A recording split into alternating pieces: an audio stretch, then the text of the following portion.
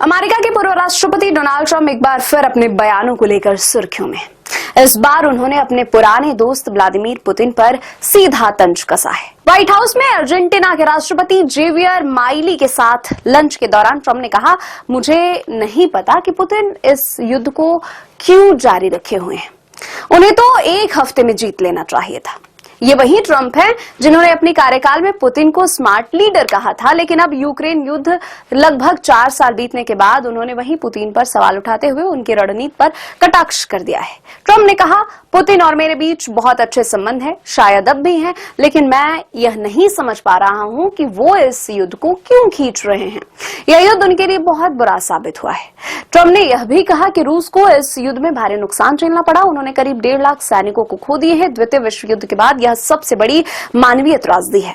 Trump के मुताबिक यह युद्ध किसी भी आधुनिक संघर्ष से बड़ा और भयावह युद्ध है। मैंने अपने कार्यकाल में 8 बड़े विवाद सुलझाए हैं, लेकिन मौतों के मामले में यह सबसे बड़ा संघर्ष है। ट्रंप का यह बयान केवल आलोचना नहीं बल्कि एक पॉलिटिकल मैसेज भी माना जा रहा है, क्योंकि 2 दिन बाद ही उनकी मुलाकात यूक्रेन के राष्ट्रपति ज़ेलेंस्की से होने वाली है। विशेषज्ञ मानते हैं कि ट्रंप इस वक्त अंतर्राष्ट्रीय मंच पर अपने राजनीतिक प्रभाव को फिर से दिखाने की कोशिश में है। कभी पुतिन फ्रेंड कहे जाने वाले ट्रंप अब वहीं उन पर सवाल उठा रहे हैं। यह संकेत है ट्रंप आने वाले अमेरिकी चुनाव में रूस यूक्रेन नीति को फिर से चुनावी मुद्दा बनाना चाहते हैं। ट्रंप पहले भी कह चुके हैं कि अगर वे दोबारा राष्ट्रपति बने तो रूस यूक्रेन युद्ध 24 घंटे में खत्म कर देंगे। अब उनके ताजा बयान से फिर वही राजनीति गर्म हो गई है। व्हाइट हाउस में ट्रंप का यह बयान उस वक्त सामने आया जब अमेरिका कीव को हथियारों की नई खेप जैसे टॉमहॉक मिसाइल देने पर विचार कर रहा है।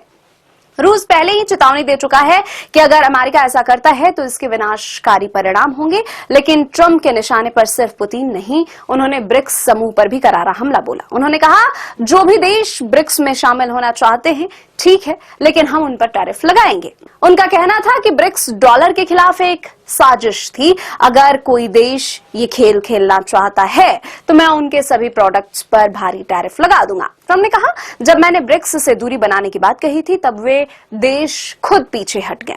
कोई अब इस मुद्दे पर बात नहीं करता है। इस बयान से साफ है कि ट्रंप 2 मोर्चे पर खेल रहे हैं। एक तरफ रूस और यूक्रेन के बीच की भू राजनीतिक लड़ाई और दूसरी तरफ डॉलर के वर्चस्व को चुनौती देने वाले देशों के खिलाफ आर्थिक मोर्चा।